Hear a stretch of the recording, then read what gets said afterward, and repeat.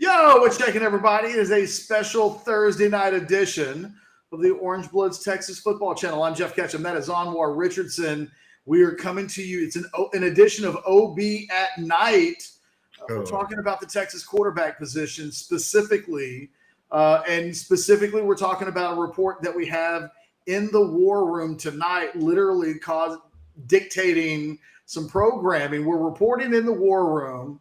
And I tell you, it's so Anwar. I'm so gun shy about it all after all of our experiences. I guess I'll just say our report in the war room is that according to our combined sources throughout the program, and I have to say, from a sourcing standpoint, it's rare that you hear from as many sources on one item as much as I think Anwar and I have heard collectively today on this. But as of this moment, from what we're hearing from our sources, the Longhorns head coach Steve Sarkisian on the verge of naming Hudson Card his starting quarterback for the opening game against La Monroe. It's not a done deal. Anwar, you were with Sarkisian earlier today when he gave, an update on the situation with the rest of the media, saying that he has an idea of what he's going to do. He wants to see these guys compete a little bit more, but all of our sources, including sources with knowledge of both players, suggesting strongly that Hudson Card will be the starter once Sarkisian makes that announcement. And obviously, it's a really big deal with a lot of talking points and implications surrounding it. It's a tough one for me to swallow and digest at this point, Ketch. It is, no matter what you hear on this whole situation and things that, no matter what we've heard or been hearing, I guess there's a part of me that maybe it's a little PTSD from it ain't even close. And there's a part of me that wonders when they get to the midnight hour and it's time to really sit down in the room and make the decision. Is he start going to really pull the trigger on Hudson, or is he going to go with Quinn? It's a very interesting dilemma or it's this thing that we're in. Even the dogs don't know what to think at this moment in the background. I'm thinking about getting one, by the way. I guess so for me, Catch where I start is, do I, we have to think, okay, is there a final decision being made? And, maybe the way to couch it to be, 100% safe is maybe we're saying, maybe it's safe to say maybe as of today, as of this moment, but there's still some part of training camp to be had. He's got to name a starter soon, right? I mean that it has to happen sooner than later. But I'm just gonna be honest, Catch. I'll just be honest. No matter what we're hearing, I've got to see it to believe it before I'm 100% ready to say this thing has happened. I just have to see it happen before I go there. I get it because in a lot of ways, when you go back to the PTSD with Swoops and Buechele, the thing about Swoops in the very beginning being a starter that year is, why would a head coach use the political capital that he might have with a new quarterback by going back to a guy that the fan base is somewhat frustrated with? And by the way, Eric, I see your super chat question. I'll get to you here in just a second. The funny thing is, if it's just been one source today, Anwar, or even a couple, there might have been like a hesitancy to wait until after the scrimmage to report this. It was coming to us from all sides today. And you and I collectively kept talking on the phone about, hey, we just had a conversation with this person and this is what they said. And by the end of it, it is what it is. It is what we were forced to do there was even a part of us that wondered, okay, is Sark going to announce this today? Because there does seem to be a sense that a decision was imminent. But, I think that at the end of the day, you could kind of see this coming. I guess, there's still a part of me that thinks, let's see what happens on Saturday in the scrimmage. And maybe a huge performance by Quinn Ewers changes and dictates the state of things. And yet that wasn't the vibe that we've been getting all day today. And, were we not sure based on the intel that we were getting that this is I don't want to use the word imminent, right? I think both of us want to be careful to paint ourselves into a corner where it's like, well, Ketchum Anwar said that Hudson Card was definitely going to be the starter for the season opener. You and I have been down that road before. We know of a head coach that has reversed course upon second glance. I think at the end of the day, we're simply in a situation where it seems like Hudson Card has a better grasp of the offense, a better grasp of the playbook and the concepts inside of the playbook than the younger player. And for now, that's a big part of this decision. I think everybody understands that no matter who starts the season opener against La Monroe, that this decision won't make a hill of beans if Hudson Card steps all over himself, vomits on his uniform, and then you go into the Alabama game. I mean, there's so much texture to this season that I would be careful for anybody to tell anybody to be emphatic about all of this. But I think we're reporting on where things stand as of now. And I will say again that Sarkisian, when asked about the quarterbacks earlier today, he indicated that he knows what he's going to do. Our people that we've been talking to indicate, as a matter of fact, I talked to a couple of people today that, just had seen this coming. I mentioned to one source earlier today, hey, I'm hearing this. And that source told me, I thought this thing might be announced on Saturday, but that this is the direction that I've been told it was going in. Nobody seems shocked by any of this discussion. And now we wait a little bit, Anwar. I mean, obviously we'll wait to see what happens in the scrimmage on Saturday. But if this thing goes in the direction that we're hearing that it's going in, I think we live week by week. I think that Hudson Card probably has a short leash. We talked about this earlier today on the modcast, like pending the decision, how long is the leash for each guy? I think it speaks volumes that he would go with Card right now. And because both guys are, I think, really, really talented, and both guys have made I thought Ewers made some really impressive looking plays in the practice on Tuesday.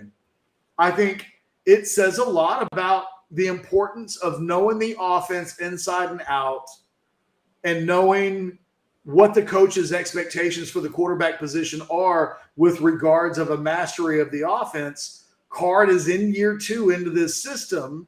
And right now it would seem that it's given him a lead that may carry him to the season opener. Potentially, right? I mean, potentially that could happen, because obviously he hasn't named a starter yet. I guess my thing associated when I start thinking of Hudson and if he in going in that direction, right? What makes me wonder is does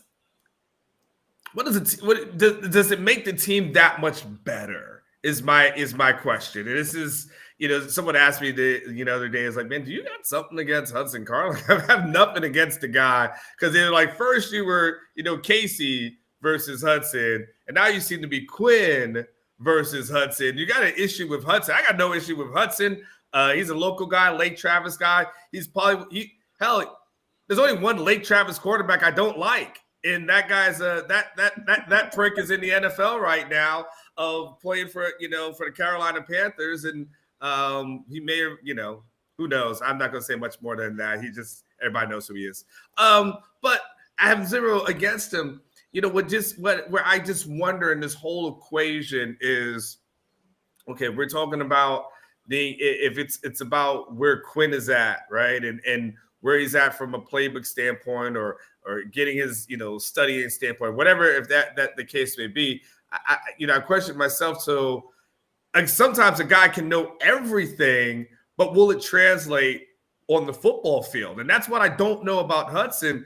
Is where my concern is that we've seen this play before and it didn't end well. Like, we saw this play in 2022, and if you're going to run this thing back, I would start to question, okay, hey, Sark, the goal of everything in mind this entire offseason was supposed to be, okay, Sark is going to get Quinn ready starting from January to have him ready for this moment.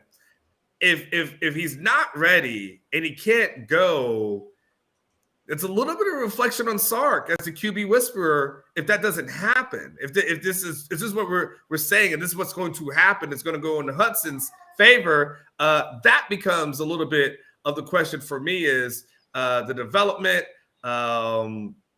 what happened, what went wrong. But I'm just going to say it right now. I need to be standing there at a press conference. I mean, you can give me, it's one of those, I'm like that mama who doesn't want to believe her son did anything wrong. And I got to sit there and I want to sit there in that courtroom every single day and saying, like, no, not my baby, not my baby. I just got to hear Sarkisian out of his mouth say, I am going with Hudson Card, and these are the reasons why, before I just jump 10 toes in to this whole situation. And I know you got a super chat up there. And as my kids walk in, let me address them while you address the super chat. Yeah, Eric Torres with the super chat question. Catch, you're standing behind your 8-4 prediction. You 100% sure on 85% sure? Now that the QB has been leaked, you can jump off the Titanic now. Orchestra isn't playing on the deck yet. I don't know. I haven't had if I'm being 1,000% transparent, I haven't thought about what the implication of this means with regards to a season prediction. I have high hopes for Hudson Card. I even had a post the other day on Orange Bloods, and somewhat motivated by Anwar, not because Anwar has anything against Hudson, but I somewhat disagree of Anwar. Your internet's good. I somewhat disagree of the notion that Hudson Card should absolutely be somewhat of a finished product or a semi-finished product, because we're at this point in year 3, and I think it's important to note that it's not the end of year 3, that we are in the infancy stages. I mean, technically, he's been on campus less than 24 months, and that we're heading into year 3. And if we talk about the best Texas quarterbacks of all time, specifically Vince Young and Colt McCoy, if we look at Vince Young, it was the middle of his 3rd season when the light switch started to flicker on. It's at this point in Vince Young's career, as he was getting ready to enter his 3rd season, there were questions about whether or not he should be starting ahead of Chance Mock. Most people thought Vince should, but there were I can still hear people comparing him as an athlete to Plaxico Burress, and that what he needed to do was move to wide receiver and then he would be a star. And then it wasn't until the middle of that 3rd season that things really went well for him. And then I think about a guy like Colt McCoy, who, as a redshirt freshman, had a great season, but by the end of his third season, he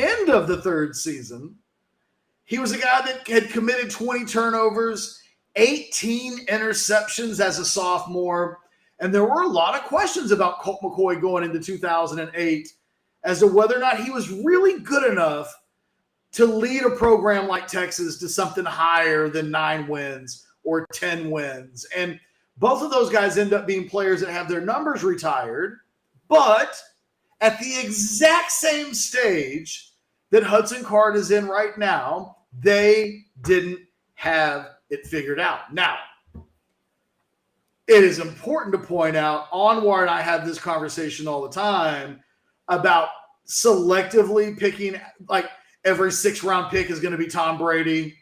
Every 5'10" linebacker is the next Zach Thomas. I think the math at this point, based on the sample size that we have with Hudson Card, the math probably suggests that he probably won't make it more than he will. However, he's still a really talented guy.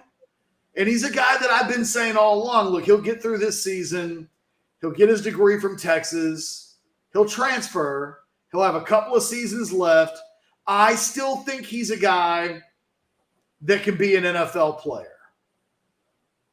I will say that I've been the irony of Hudson Card being named the starter, if in fact that's what happens, as our sources are indicating is on the verge of happening, is that it's not like Hudson has had a phenomenal last couple of weeks and just took the damn job.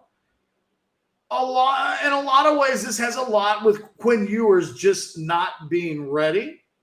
And it was 9 days ago on a Tuesday when I first reported on, I think, my OB at Night show that there had been some whispers and some murmurs and some rabble that they needed more from Quinn Ewers on the intellectual side of the playbook, of the position in general, and knowing the ins and outs of everything that is expected of the starting quarterback with regards to the Texas offense. 9 days later, that's the smoking gun. And what it tells me, Anwar, is that when Quinn Ewers does get more of a mastery of this Texas offense, that it's a game changer. But until that happens, it has left the door open for Hudson Card. And whereas we wouldn't say he's crashed it down, maybe he's walking through. And just to answer the question in the super chat, and we'll knock a few of these out. I'm sorry that we've kind of, been giving long dissertations of answers. I'm not budging off of 8-4 yet. I am very much optimistic that Hudson Card has a light switch that he can flicker on, and when he does, he becomes a really good quarterback. I don't know if he's that guy yet. But,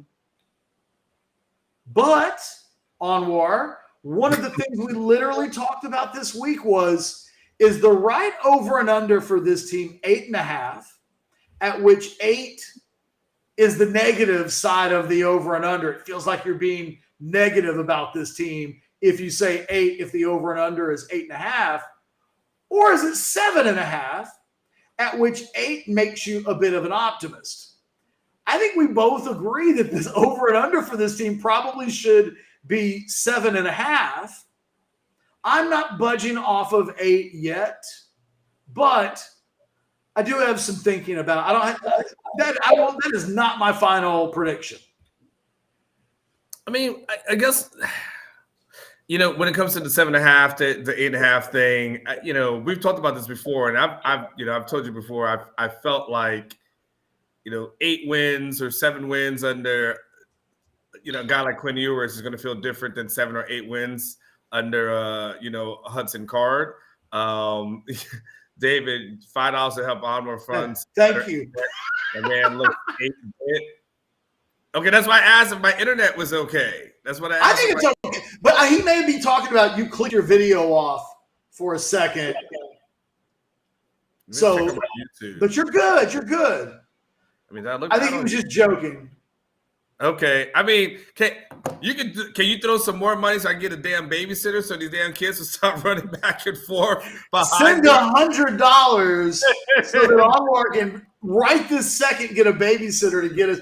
Everybody keep in mind we weren't planning to go live tonight, so we got kids running around, dogs barking. Yeah, it's like live radio, live TV. This is the way it goes sometimes. All right, let me ask you. Okay, Ketch, let me ask you this. All right, before Teddy, hold your question, Teddy, just for 1 second. Hold the super chat question, because my thing is this. Okay, if Hudson goes and has the performance against Alabama that we would probably today guess and anticipate that it's probably it won't be as good as Arkansas is, because Alabama is just that much of a different level.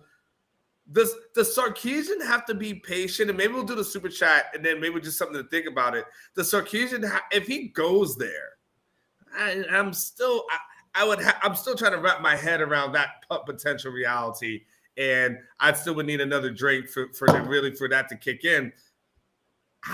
We talked about the leash. If you go with Hudson, what's the purpose of starting him for 2 years in a row and then benching him for someone else? It just seemed like a waste of time. I mean, how long? If you go with Hudson, he would have to be the guy for an entire year, right?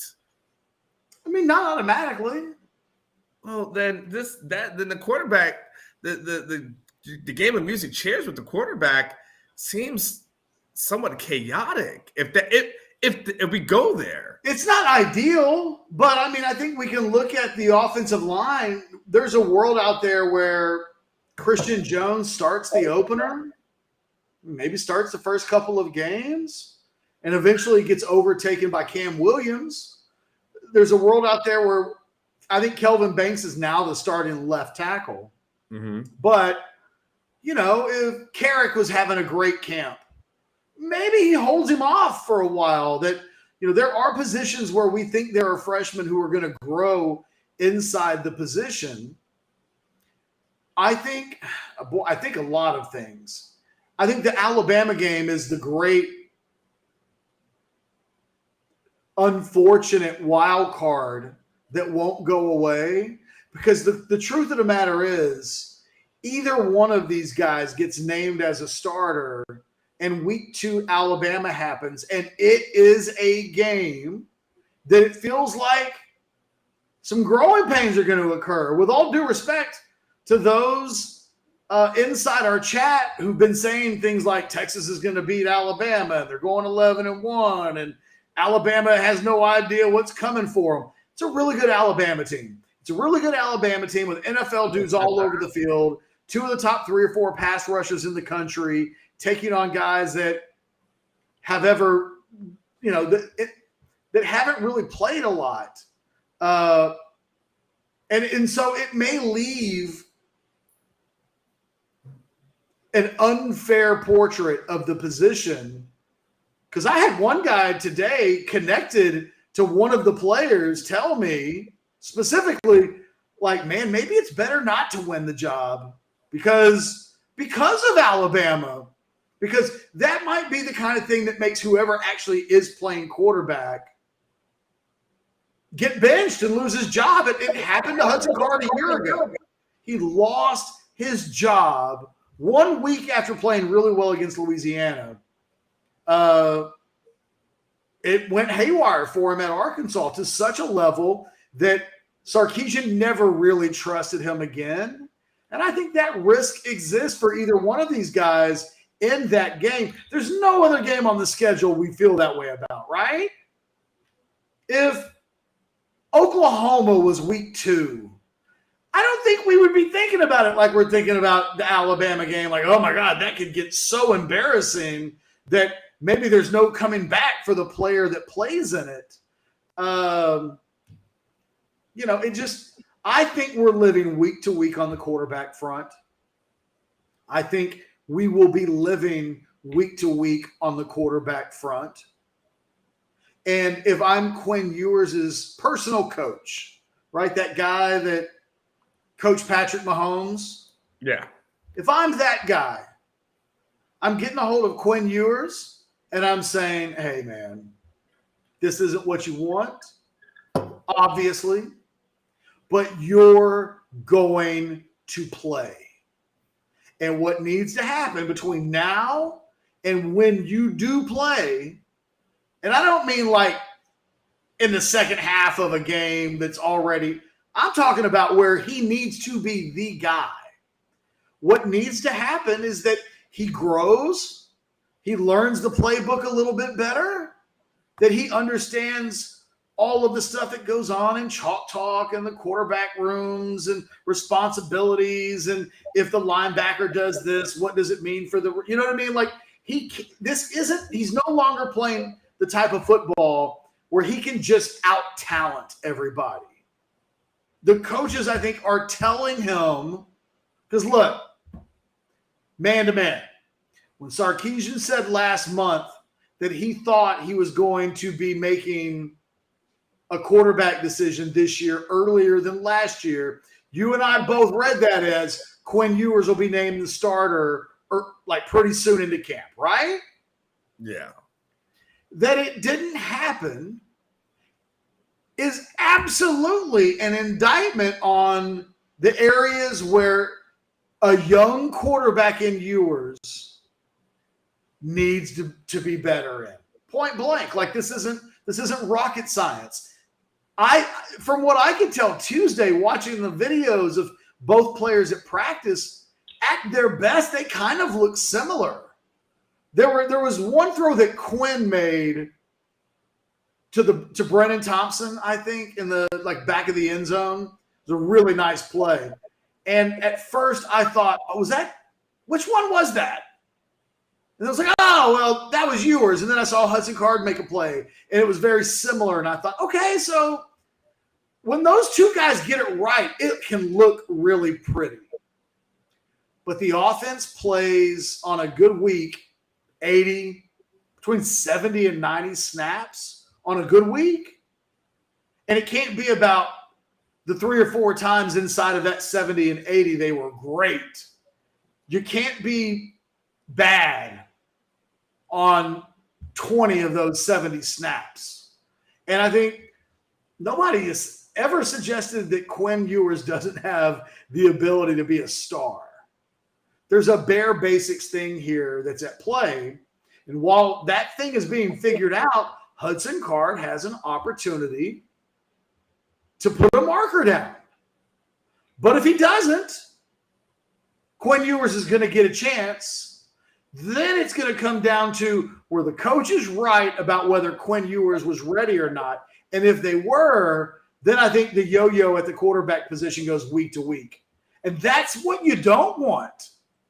So, but I think we're closer to a yo-yo than we are to one guy putting a flag down and saying, this is my damn job, and the other guy ain't ever going to play. Nobody really feels that way, I think, about anybody right now. And, so I think that I told our producer Blake before you and I went on, Anwar, it makes the season opener weirdly more fascinating.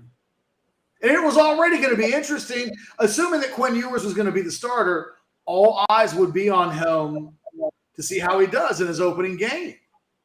That Hudson now seems to be on the path to being the starter for the opener.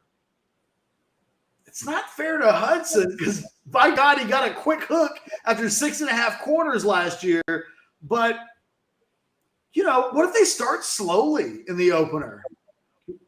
It makes me think of the question that Teddy is asking right now, which is if Card struggles, it'll be the Rattler-Williams situation at OU last year with the fan base chanting for Ewers. That's not crazy talk. That is not outside the realm of possibilities. And like I said, it sets up a situation where the quarterback position may be a difficult thing to work through all season long. Look, at the end of the day, I think Sarkisian, I'll just say it like this. I think he's setting himself up for potential, heartache and, a potential frustration. And really, what does he say in the super chat? $5 for a babysitter. And He's just contributing to the babysitter fund. Behind you. Oh, you should see where he is right now. You should see where he is right now. It closer than you think and closer than I would like him to be at this moment. But right underneath my table is where this is at right now. So no comment. Just yeah. So, but I do believe that there's a couple of things that that go in my mind with this whole thing, Catch, right? One of it is, besides the horrific echo that's there, so let me see if I can turn my stuff down. One of it is, look, you putting yourself in a situation where the fan base expected Quinn Ewers, right? Like, I think last year, almost to a certain degree, there was, maybe it was, I don't know if it was 50-50 last year between Quinn and KC, but there were some KC supporters that were out there. Whatever that percentage was, this year it's overwhelmingly Quinn Ewers. Like, overwhelmingly, that's the camp that everyone is in, to the point where, I don't know, what was it? It probably would have been 90% Quinn and maybe 10% Hudson, or 95% Quinn and 5% Hudson.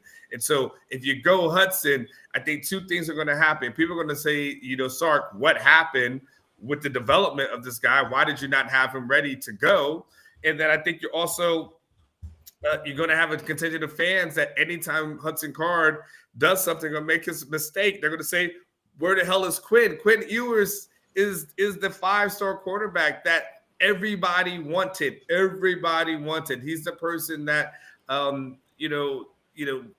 everyone got upset. And Tom Herman, with a lot of different things, but you want to add in one of the things that people felt like Tom Herman failed at, Quinn decommitting and deciding to go somewhere else. Like, that was on the tombstone of Tom Herman. And to get him back in the fold, it was like the prodigal son had returned. If he's not ready, if he's not that guy, and you got to go with Hudson, what does that look like?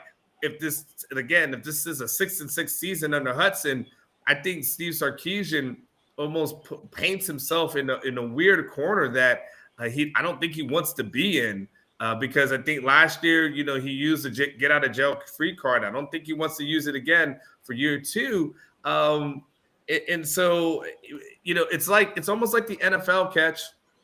When you draft a guy number one overall as a quarterback, the fan base expects that person to play. It's just how it is. And when you bring in a 5-star quarterback in college football, the fan base expects that person to play. Like, that's just how it is. And if you told me he was going to be sitting behind someone who was established, like a Sam Ehlinger, right? If you tell me he's going to sit behind a Sam Ehlinger and he just has to wait, all right, I get it. But if you're saying he's got to sit behind Hudson Card, who, by the way, in year two in the Steve Sarkisian system, should be way ahead.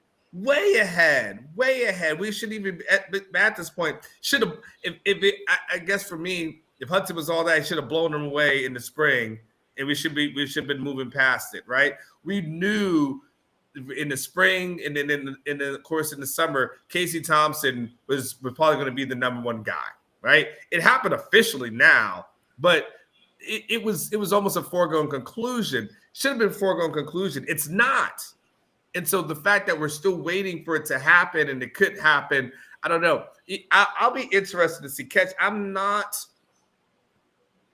going to count Quinn out in this conversation. I'm not going to say that I feel like he's done. Let me see what happens on Saturday in the scrimmage. Let us see what happens when there's, a lot of different people that are there, a lot of different important people who are going to be there. Let's see what happens in that scrimmage, and before we kind of, maybe I'm just stubborn, and I will willingly admit that. I'm just struggling. I'm struggling with the Quinn Ewers is going to ride the bench all year long, like 12 But that's days. not what anybody said. Okay. Nobody's saying he's going to ride the bench all year. That's literally something that you just said out loud that I don't think is on the table right now. If it's not on the table, then what's the purpose of putting him on the bench? I'm not saying this to you, Ketch. I know, but I think my hostility is not directed at you; it's directed at the situation. If it's going to be, well, I'm just going to go with Hudson, and then eventually I'm going to go with Quinn. Like, what the hell are we doing? They're not. They don't think Quinn Ewers is ready. And look, the worst thing that they could do is put a not ready for Quinn Ewers on the field. If he's not ready yet mentally and look, I've been hearing since camp started that the playbook thing with Quinn was like a real thing, and that he doesn't know the offense as well as get in there with your iPad now, please. I love that I thought I hit mute. Say that. I thought I hit mute. I thought I hit mute. My bad. There is, if you're talking, it was like I was saying earlier, look, man, if you're Quinn Ewers' personal coach, you're telling Quinn tonight, outwork this kid. Right now, he's winning. He may win this job because of an edge over you that you actually can control. Whenever Ewers, if and when Quinn Ewers passes Hudson Card on the depth chart, I don't know that there's anything Hudson's going to be able to do about it. But in the meantime, Hudson has an edge. And look, it has to be like some of this stuff you want to be careful to say because, you never know who's watching. You don't want to embarrass anybody. And these aren't just young guys that we're talking about ultimately. I mean, I think you and I root for both of these guys to have – we want everybody to have success. It doesn't happen that way. But there's literally not one guy on the Texas roster that – there's no Kyler Murray on the roster that I'm like, oh, man, that guy succeeding actually kind of burns me the wrong way. I don't feel that way about anybody. So – and it's rare, right? It's an occasional Baker Mayfield, an occasional Kyler Murray make you feel that way. I want all these dudes to live out their dreams. So, I want all of these guys to succeed. However, behind the scenes with regards to knowledge of the offense, and I'm going to put you in Sarkisian's shoes, okay? We know it's not 50-50 because if the mental aspect of the game was 50-50, I think you and I both believe that Quinn Ewers would be the starting quarterback. Anwar, if you're Sarkisian, what does the playbook, familiarity, comfort level, knowledge of the offense, in a percentage standpoint, what would it need to be in favor of Hudson Card to make you go with Hudson Card? Well, especially based off of last season. I mean, it's got to be 100% to like what? Well, if it's 100%, it's 100-0. Yeah, but it's got to be like 100 to like 75 or something like. It's got to be. You think like 75-25 advantage? It's got to be something like that, right? Yeah, I agree. It's got to me. It's got to be something crazy like that, and. I think the Card is on the verge of getting the job tells you what? Well, if that's probably the case, 75-25. Yeah, if that's the case, yeah. If he gets named the quarterback, right? I'm gonna caveat. But I'm not reporting this by myself. We're reporting this as an Orange Bloods institution. You're hearing the same things I'm hearing. Yeah, we've been reporting this for the past couple of weeks, right? So right. That is not anything. But I start off. What I'm saying is what I started off with saying, which was I got to see it to believe it. This is what I've said. Right? What we hear and what we finally see, you know what I'm saying? Like we know what we're hearing. I just got to see it to believe it. And then I think I'll say, all right, shit, this is where it was at. You know, Quinn's young. You know, I think when I think of Quinn, and I think I said this before, Catch. You know, I think of like a guy like Casey, and to a certain degree Hudson, but Casey, for more importantly, you know, being able to sit and learn under Sam Ellinger as to like this is what a quarterback does. This is what a quarterback is supposed to do. This is how a quarterback prepares. Like this is how you get ready. Like when I look at a guy like Quinn, he hasn't had that. He doesn't have that person to look up to say this is how you prepare. This is how you get ready. This is what all the things that you're supposed to do. Like he did have CJ Stroud last year, right?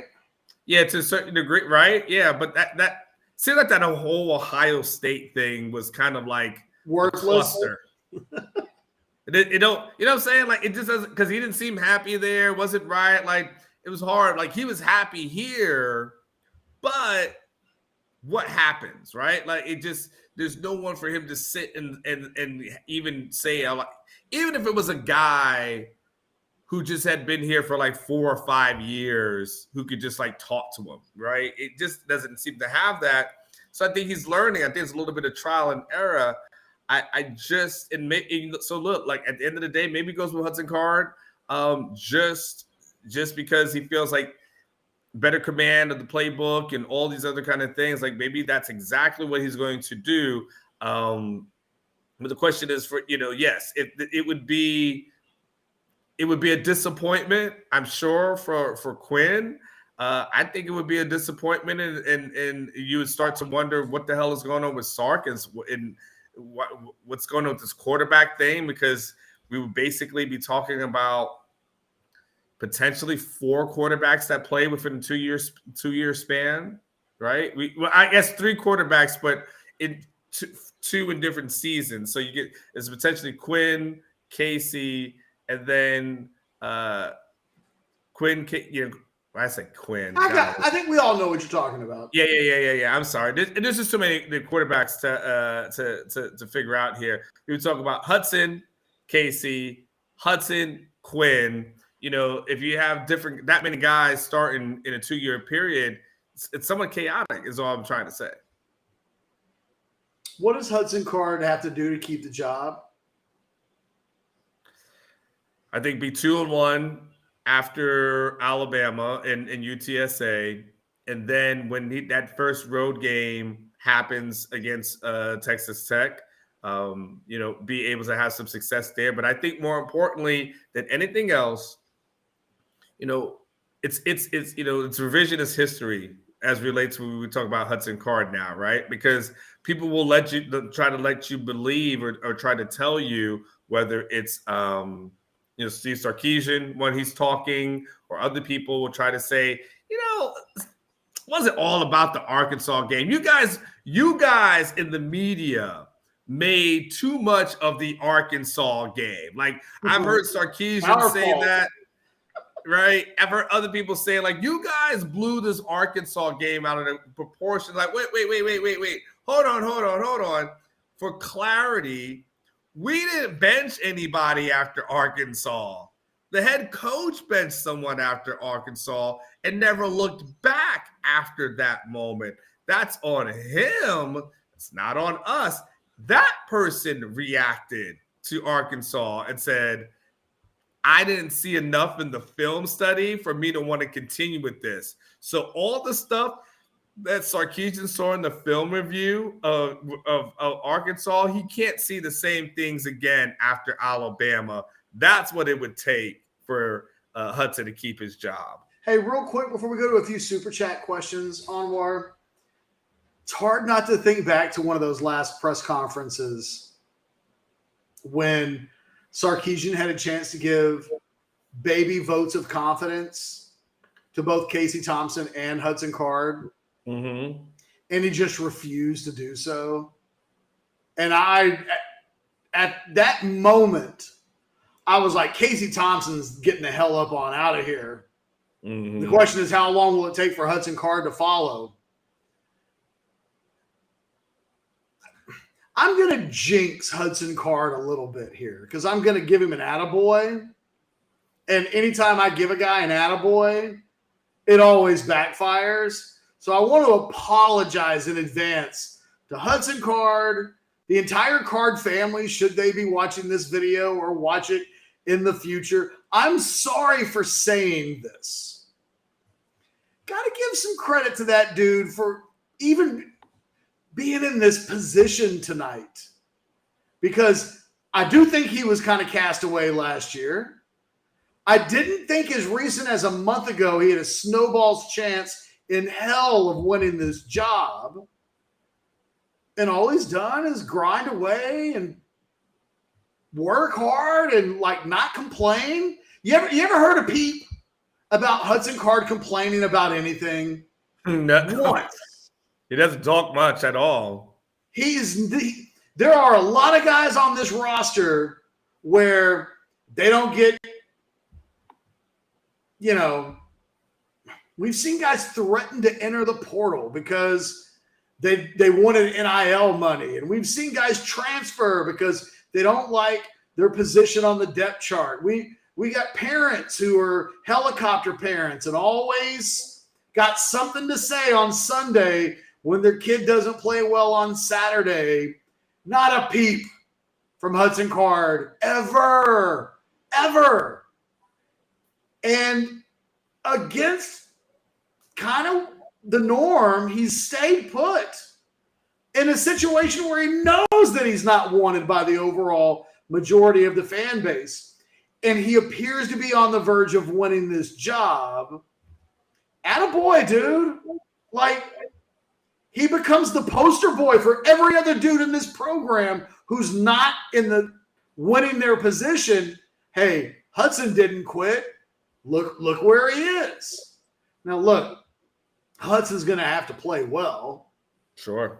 I am old enough to remember Chance Mock in 2003. Anwar, that dude had a touchdown to interception ratio of 16-1. He was the top 10 quarterback rated nationally, and he lost his job because there was a supernova behind him that he just wasn't going to be able to keep off the field forever. And it may very well be that we're in the same position and that Hudson won't be able to keep Quinn Ewers off the field forever. But for now, that dude could have left and ran and been at some other program and been starting for them right now. And he was like, no, being at Texas matters to me. Getting my business degree at Texas matters to me. Staying here and competing for this job matters to me. And I think there's before the Alabama game, right? Before like we start reading his last rites, someone on Orange Blood said, hopefully he still has a memory of the Alabama game. Like, I don't mean to joke about concussions and stuff like that, but we all know that that's an incredible test that this entire program has to take on. And it does threaten, I think, to shake up the quarterback discussion, no matter what each guy tries to do. But for now, Hudson deserves an amazing amount of credit that we're doing a show on a Thursday night following our reporting in the war room that he appears to be on the verge of being named the starter, not because of an injury, but because however the coaches are determining who the top guy is, that's been him. And it goes against the grain of what everybody has thought is going to happen. So much so that you're sitting here saying, you know what, I'm going to wait. I know what we're hearing. I know what we've reported, but I'm going to need to hear it from Sark's mouth that we're even having this conversation is a credit to Hudson Card. And I don't think because of the way things went last season, it's very hard for him to earn even an ounce of credit. Because if he had even been kicking ass on the field in such a way that to the naked eyeball, it was like, oh, I went to practice. This didn't happen. But let's say on Tuesday, everybody went to practice and it was clear, oh, he's just better than Quinn Ewers, people would have come away from that scrimmage saying, or that practice saying, yeah, but he's always good in practice. And he was good in practice a year ago and he won the job and then he lost it. So I don't really want to give him credit for like being good in practice. This is a guy that has been in a position where it's very hard for him to earn benefit of the doubt. He could not do it with his head coach after the Arkansas game a year ago.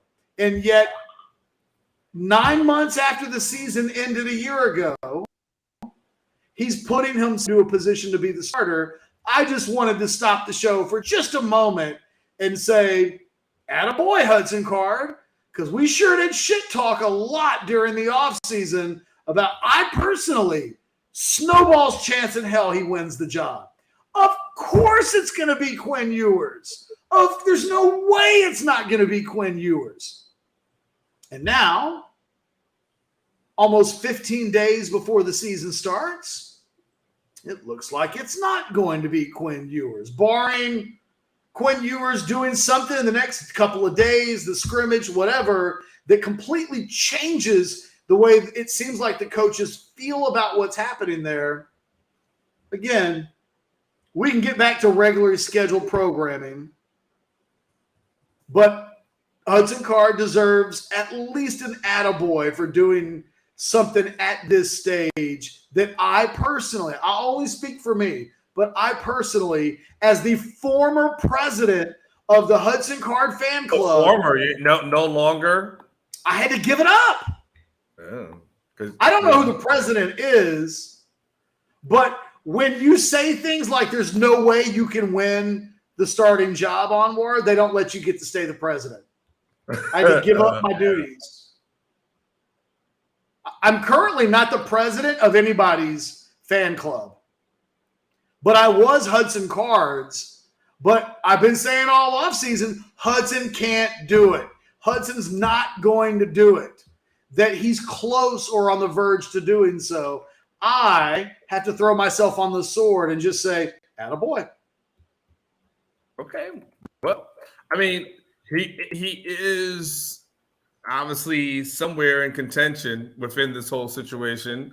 We'll see if he, holds on, gets named the starter, and then obviously goes, from there. So, I know you're saying attaboy, it's for that. And, there's something to be said if he does, obviously him being in this point, that probably will be, I guess, somewhat of an attaboy. I still think, though, golly, I feel like for me, an attaboy would have been saying that he won this job like a while ago. That's just for me. That would have been my attaboy, beating out the same thing. But some people, maybe there's other, quarterbacks that are getting named the starter this week. Where some Casey Thompson named the starter at Nebraska an hour ago. Yes, but I never felt like anyone else was in competition. I felt like it was a formality based off of everything that we were reading. But I mean, I'll give him the one thing I'll give Casey. There's too many damn quarterbacks that we're talking about. The one thing I'll give Hudson Card, the attaboy, is he has stayed the course. He has not transferred. There's many reasons that he could have left. He does not leave. He continues to battle. I'll give him an attaboy for, not taking an easy way out and trying to stay dedicated to the University of Texas and getting his diploma. That will be my attaboy for him. A sense of stubbornness with you. Because I can't. If you want to crown him, then crown him. Well, I'm not crowning him. But all right. How about this? Now, hold on. Let me give you a true or false question. Before we go far, who do you think is named the starting quarterback for the season opener? I mean, at this very moment, I'm expecting Hudson Card. If you'd asked me that question 24 hours ago, I would have had a different answer.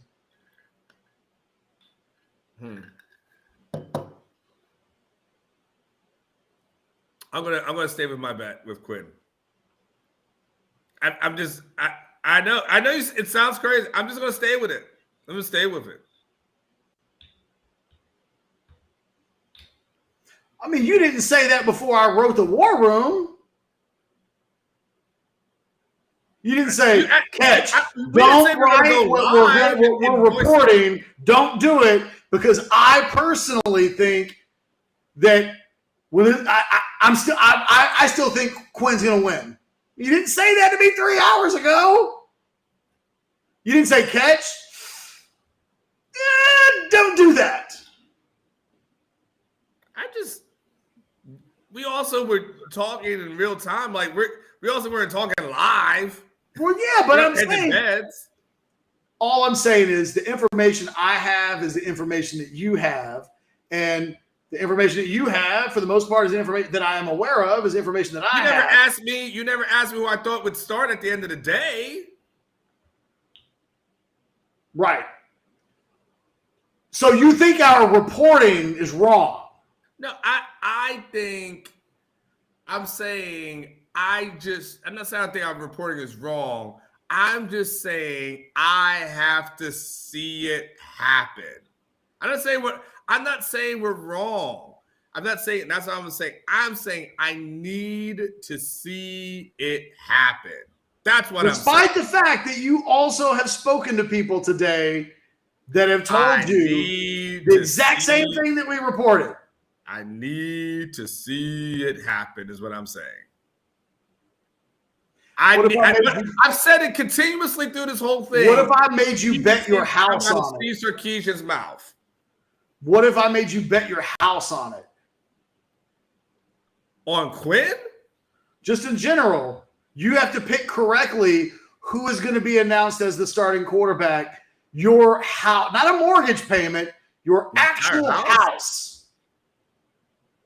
Oh, then I probably bet it on Hudson. If I got to bet my house, I'll always take a safe bet. So that's it. At this point, based on what we're hearing, that is the safe bet. Yeah, I do understand where you're coming from, though. Like I get it. It's like 16 or 17 in blackjack, right? Are you going to hit one more time, or are you going to say 16? I'm safe. 16 seems like a safe number. If I hit, it's pretty risky, right? What is your rule on 16? I'm going to stay and hold on for dear life, because I hit every time. You hit every time. Yeah, because you can only do one thing every time. I typically at blackjack lose, and I think it's weird. I will say I've won more money than I've lost in my life playing blackjack. But I haven't played a ton of blackjack. But I did go in with some blackjack rules that people told me to play with. I'm aggressive. If it's either hit or I'll stay put. I always feel like such a pussy when I sit and the dealer just smokes me. Obviously, you're just like, oh yeah, no, of course the dealer did that because I've only got 16. Catch, I've got to run. Unless I get I'm going to have a naked baby and hop on the screen in a second. No, look, we've gone an hour. Final comments. Besides, I got to go. You got anything else you got to say? No. I tell you what, I'll hang. You get out of here. I'll hang in and answer the super chat questions real quick. Okay, thanks. You bet. I've got a lighthearted note real quick. Caesars Sportsbook actually increased Quinn's Heisman odds in the last 2 days from 40-1 to 35-1. Where do we think it goes from here? I don't know. Does this video have an impact? I think that's just wild, though. And look, though, you know the thing that does, Blake? It really does, almost with real clarity, explain why this is so. Why Anwar is like, why it took me putting his house up as a wager for him to go, well, if that's the case, I'll go and be safe and say Hudson, this is not what everybody expected. No, which means not. I think it's a real disappointment for Quinn Ewers. I would have to believe this changes potentially the Ewers plan. And it's weird. There's so much to this conversation that we'll have in the coming days and weeks. But what does it mean? I asked Anwar, like, what does Hudson have to do to keep the job? Right. He answered that question through the prism of a month. Yeah. I asked it like over 12 games. What would have to happen that Hudson starts all 12 games? And I don't know. Look, as much as I pressed Anwar, if you were like, Ketch, do you think he's going to start every game? I would say no. No, that either A, he'll be injured, or B, that this thing's probably going to have some yo-yo moments. Because whatever we want to say about like Quinn Ewers still having a lot of firsts that he has to experience, he's like a virgin in college football. He's never gone on the road and started a game, and he's never started against Oklahoma. And there's all these little things. Hudson's got some of those too. I mean, Hudson's never started against Oklahoma. He's started on the road. He started at home. He's not like a virgin, but he's not a porn star either. He's definitely somewhere in between. He's still got some firsts to do. And I think that I'm like everybody else. I'm going to need to see it. I have to be a top 5 Hudson Card supporter on the planet, not including anybody in his family, and not including anybody on the Texas staff that did an interview with The Athletic and called him Aaron Rodgers, like 2.0 or whatever it was. Like, I haven't ever gone out on a limb quite like that and said that. But I think he's got a phenomenal arm talent. I think there is an NFL player inside of him. And, here's the pep talk, right? With Hudson Card, the game's got to slow down for him. Can't have the happy feet. He's got to be able, under duress, to play calm. And there's no NFL for Hudson Card unless the game ever becomes calm for him. Right. Consequently, there is no NFL for Quinn Ewers if the academic side of the position never gets addressed. Now, I am a person that believes that both of these guys have a chance to play on Sunday, which is me saying I do think the game can calm down for Hudson Card. And I do think that eventually Quinn Ewers is going to get the playbook down and understand, hey, Quinn, come up to the chalkboard. If the defense shows you this, what does it mean for all 11 players on the offense? That's not an easy thing to do.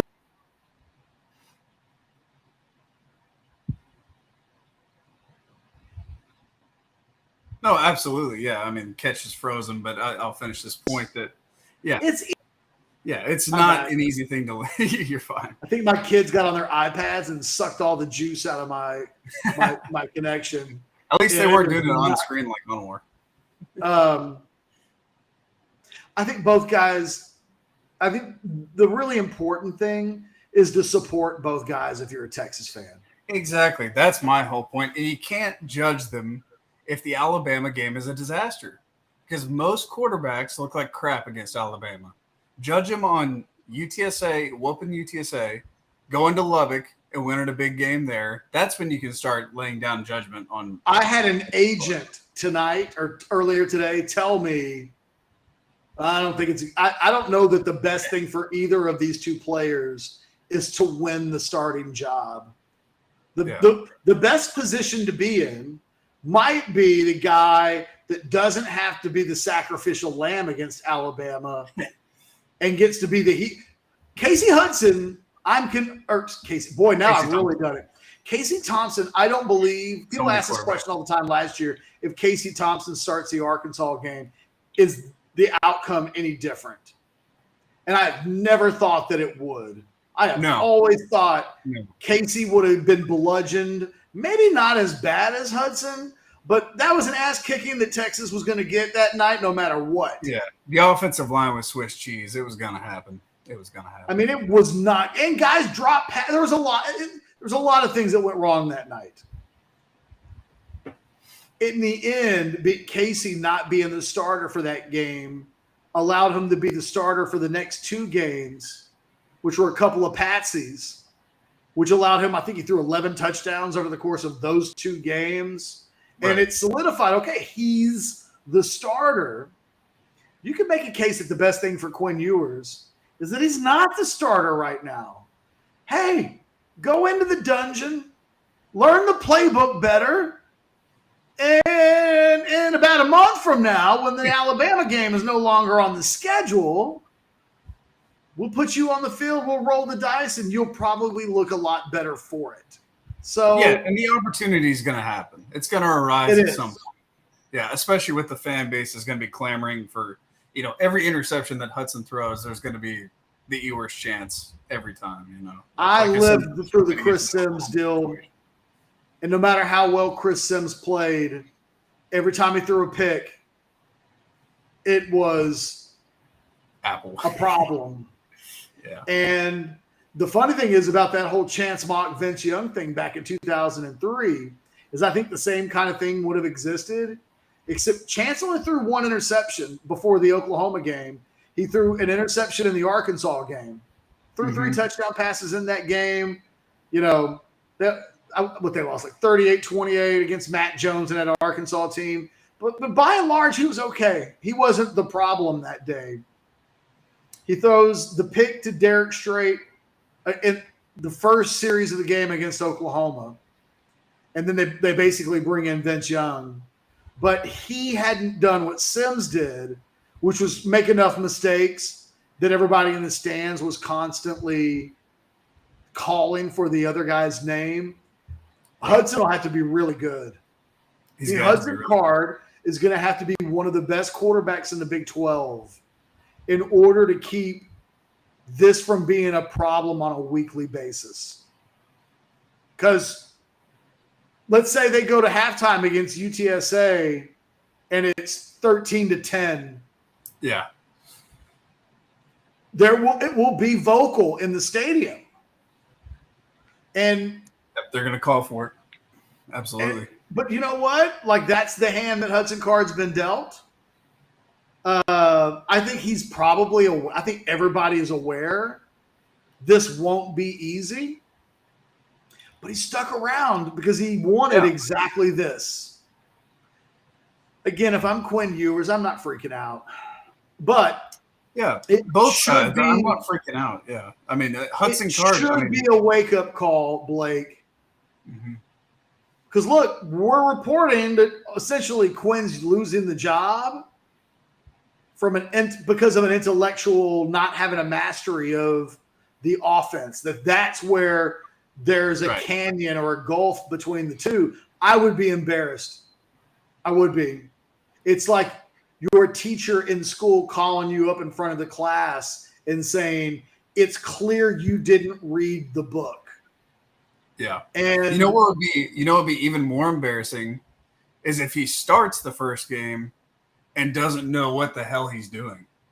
So, if it's true that he, doesn't have the playbook down like he should, and Hudson does, I don't think it's the worst thing for Quinn Ewers to have to sit back and observe and learn and figure it out. And, his opportunity is going to arise sometime during the season. And that's when you strike, you take advantage. Hudson Card's a guy that's been humbled in the last year. I don't know that Quinn Ewers has ever been humbled in his entire life because he's always been the best player on the field. Yeah. This is without question. Us even doing this video has got to be humbling to a certain extent, right? Hey, you see what the Orange Bloods guys are talking about? Go check it out. Like, they're talking about the – it'd be humbling. That's not a bad thing. And, No, definitely.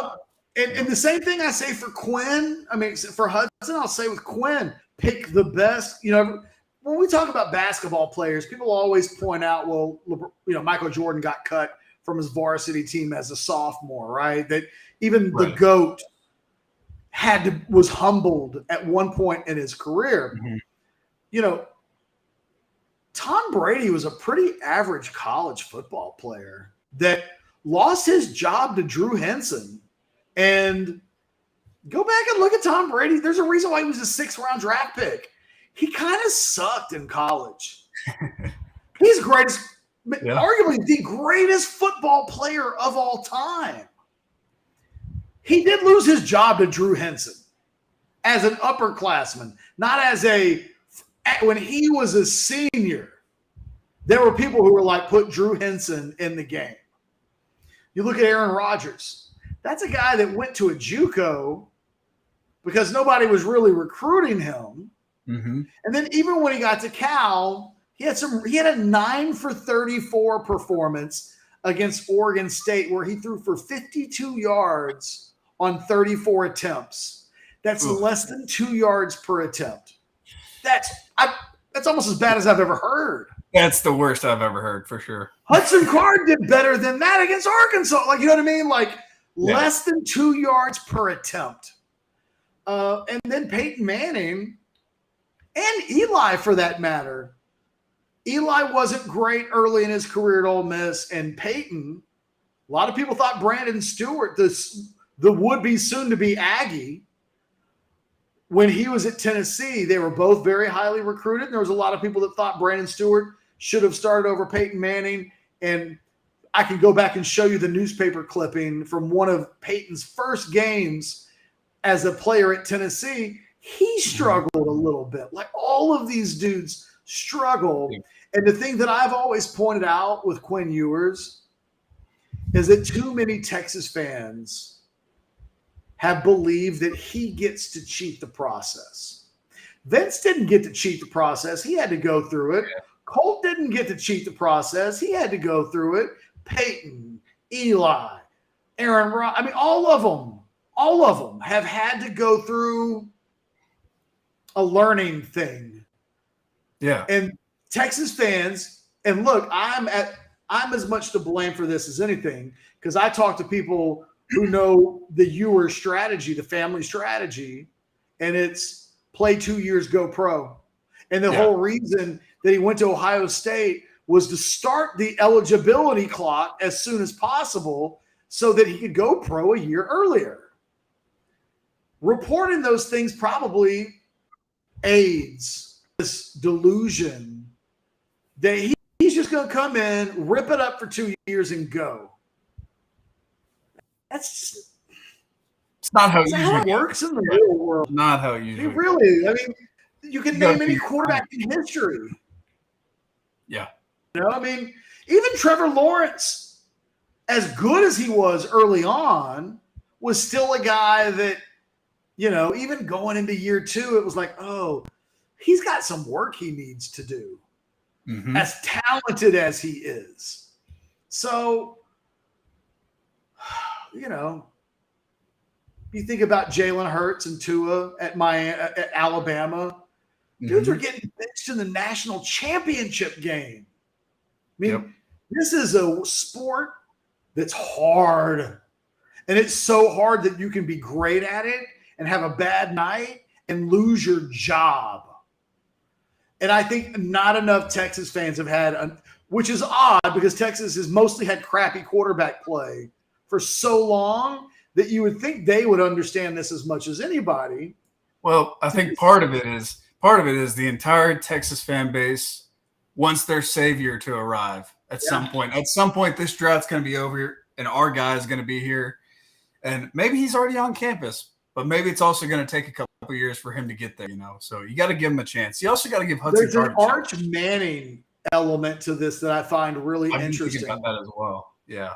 Mm-hmm. Anwar and I didn't get to it, but it's one of the things that my question of what's Hudson got to do to keep the job? Mm-hmm. Never in a million years, there's a performance level out there for him where he starts all 12 games and is a total badass and like is the presumed starter a year from now, which isn't what Quinn Ewers. And look, we're a long way from that, right? Don't even think that I'm predicting. Yeah, I'm just saying that in this Marvel world of alternate universes, there is an alternative universe, and we may be in it. Who knows? Where he's really good. He's first team All Big 12, and then I think actually Manning would be okay with that because I think all Manning cares about really is that somebody is good for the next 2 years so that he can redshirt in year one and then be in a position to start in year two. Mm-hmm. And the clutter is out of the way. And one of the things they sold him on is, well, look, Quinn's only going to be here 2 years. That's his plan. So there's not a lot of crossover. He's not going to get in your way. There is a weird world. Quinn Ewers, unless they change the rules, he didn't get another freebie. He transferred this offseason. That was his freebie. Now, there is some talk that rule could change and that players will have unlimited transfers. And like everybody watching this right now just want to hold a gun to their head at that point. If every year a guy can transfer without punishment. Oh, that would just be ridiculous. I think the anticipation would be in a world where Hudson takes the job and never looks back, Ewers would have to wait until 2024 to be the starter, at which point he would be a fourth-year junior. And have to compete against Malik Murphy as well. So competing against, at that point, a third-year Malik Murphy and a second-year Arch Manning. Ooh, one of those guys is gone. One of those guys is not in that battle. You're right. But one of those guys has already used, at this point, the free transfer. Exactly, yeah. The word that I got today from people with some knowledge on this was that nobody in the Ewers camp was overreacting, that this wasn't like Casey Thompson a year ago where I'm not starting, well, I'm going to take my ball and go home and transfer. Yeah. Nobody's saying that at all, which is good. It's a better situation now than it was a year ago when I think that tension impacted the players a lot.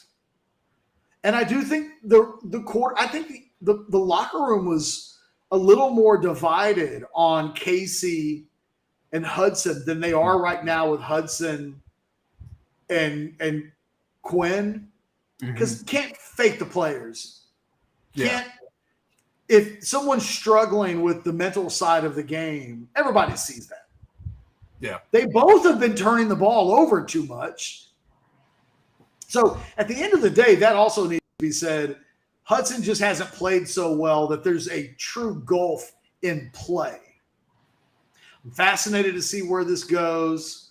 Let me just hit a few of these super chats. Yeah, for sure. I'm going to drop out and let you tackle a few of these super chats. Yeah, Fresh Prince 512 says, now you don't you wish the previous staff didn't run off Jalen Milroe?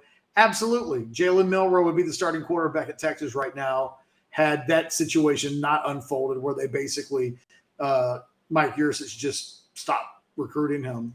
Eric Torres in the super chat said, Card getting named quarterback, says Quinn isn't ready. 2, skipping his senior year hurt. 3, stop playing Call of Duty 24/7 and get in your playbook.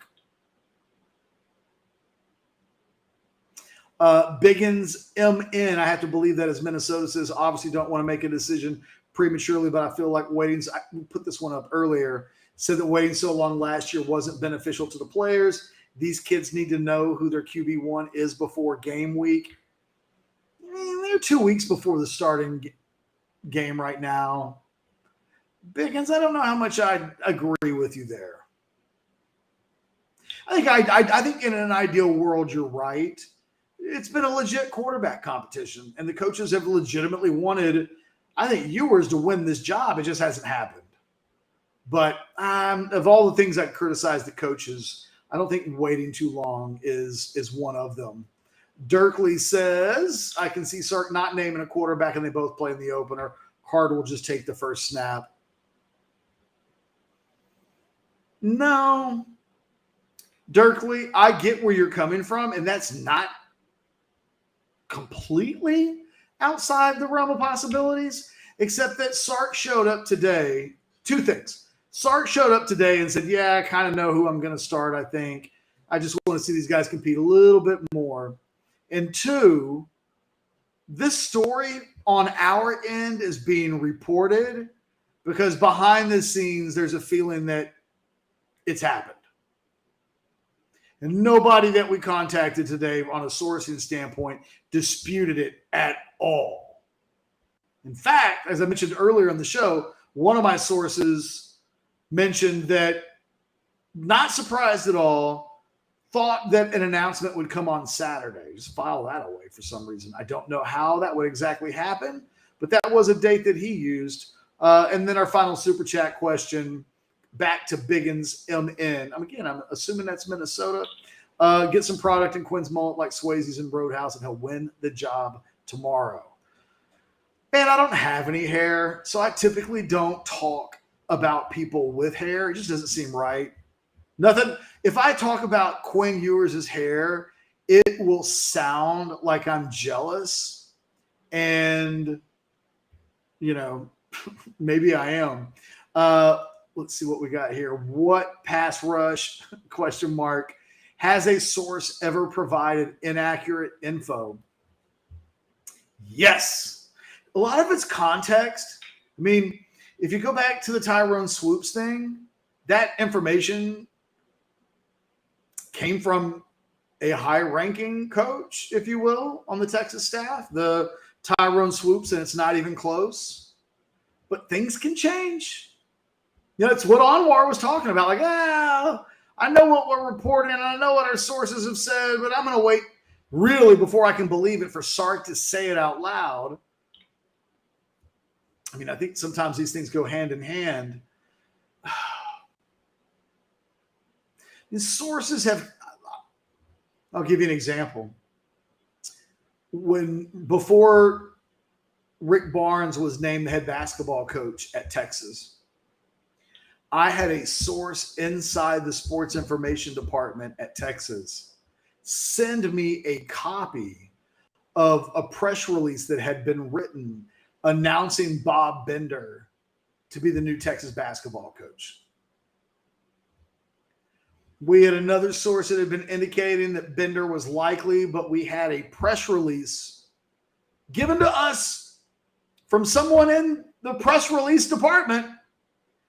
Heads up, here's the press release. We went with it. We reported that Bob Bender was going to be the next head coach at Texas.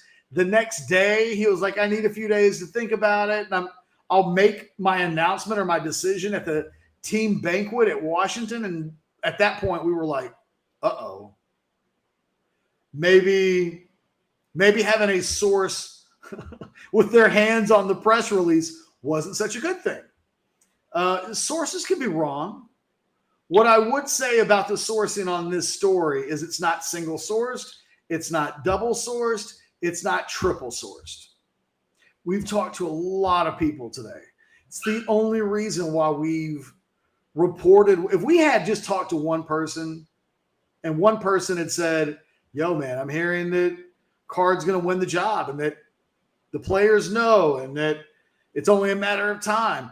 If it had been one source, no way this makes it into the war room. And no way we're doing a show at 9:30 at night. What I would tell you is that the depth of our sourcing on this is such that we felt confident in reporting what we reported. And we felt like we owed it to the subscribers at orangebloods.com to tell them what we were hearing from a lot of different places. That's what they pay for. And that's what you sign up to orangebloods.com for, in part, is to know what's going on. And if we had held the information because we knew it would be unpopular and because we knew people might yell at us and because it might be wrong, then I just don't feel like we would have been doing our job. Our job is to report the news as reporters, not to only report the news when it's popular with our readership. And I think that that's one of the things that you get with Orange Bloods is that we will tell you what we're hearing as the truth. Popularity be damned. Butterfly says in the chat, maybe Sark is still deciding. Maybe. But if he was, I don't think the people that we would have been talking to would have been as emphatic as they've been. Obviously, I can't tell you who our sources are. But believe me, all I did today was call people. All I did today was call people I hadn't, in some cases, talked to in a while. Because I was doing looking under every rock I could to make sure if we were going to report this tonight, that we were confident that we were reporting the right thing. Now, Sarkisian is saying he thinks he knows what he's going to do. He wants to see these guys compete a little bit more. It's hard for me to believe that Sarkisian, after the first 2 weeks of practice, has a gut feeling about what he's going to do, that it would change. And then on Saturday, it's maybe. It's not an impossibility. But I think that, look, I really think it's as simple as this. Quinn Ewers isn't ready. And I think everybody in Burnt Orange and the Burnt Orange universe wants him to be ready. I think we've all assumed he'd be ready, but he's not. And there's no shame in that. I mean, again, it took Vince Young into the midway point of his redshirt sophomore season to kind of have the light switch come on. I mean, even in the middle of that year, there was a conversation that he would lose his job. I think when you think back to Colt McCoy, people had a lot of question marks about him going into his junior year, which was his fourth season. That dude turned the ball over 20 times, 18 interceptions as a third-year player. The process is different for everybody. And this is what I've been saying about Hudson Card for a while. It's not an indictment on any of these guys that their process is different. Quinn Ewers may still very well end up being the number one pick in the 2024 NFL draft.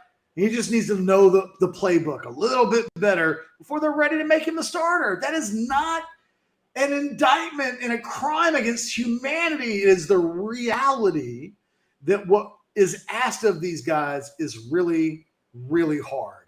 Quan Seeker, by the way, thanks for the PM. I hope you saw my response to it earlier today. That was really nice of you to say. Says in the super chat, Card deserves his shot, but Sark better not give up on him after the second game like last year.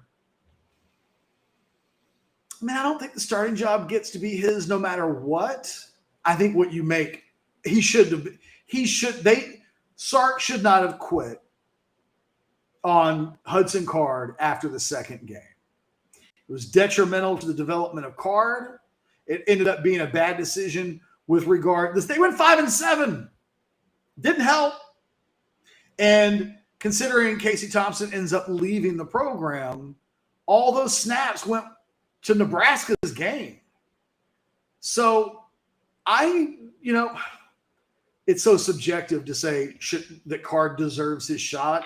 He deserves better, I think, than he's received up until now. It would be nice if at the midway point of the season, Hudson Card's repaid Steve Sarkisian in a gamble on him. But I don't think it's guaranteed. I think everybody knows, Quan Seeker, that Alabama game, if it doesn't go the right way, just like the Arkansas game in week 2 a year ago, it potentially sets the stage for a quarterback change to be made in year 3 or in game 3, and maybe Quinn never looks back. Or maybe all this goes haywire and Ewers throws 7 touchdowns on Saturday and he wins the starting quarterback job, right? Sark reverses the intended course and picks Quinn Ewers. It could be Quinn Ewers that throws a bunch of interceptions against Alabama because Alabama is really good. And then at that point, maybe Hudson Card gets a chance in week 3. Week to week is the way we're living, folks. It's like a poor family. I've been poor before. I mean, most of us are paycheck to, most people in this country are paycheck to paycheck, month to month. This, for me, feels like week to week. And I don't know, Card deserves his shot and he better not lose his job after the second game. I feel you. I know what you're saying. And in a world where right and wrong matter, you are right. But it ain't show friends, it show business. And I think Sark wants somebody to show him some business. Look, I've been going for about an hour and a half. I just got finished writing. I wrote the quarterback section in the war room. Do me a solid, whether you like the news or not, like the video, it helps us. The algorithms with YouTube, the videos, they populate onto other pages. It's a YouTube thing. Liking the videos helps us. Subscribe to the channel. We are creeping up on 13,000. If you are new, if you've never watched an Orange Bloods video, but the discussion of the events of tonight brought you to us, subscribe to the channel. Help us get to 13,000 before the end of the weekend. For myself and Anwar Richardson and Blake Skaggs, our producer, who jumped in and did some time as well. Thanks for watching. We'll be back soon. Don't think that it'll just be Monday when we return. My guess is we will be back. There will probably be a post-scrimmage video over the weekend, even if it's just me doing it. You guys be good to each other. I'll see you, who knows, maybe even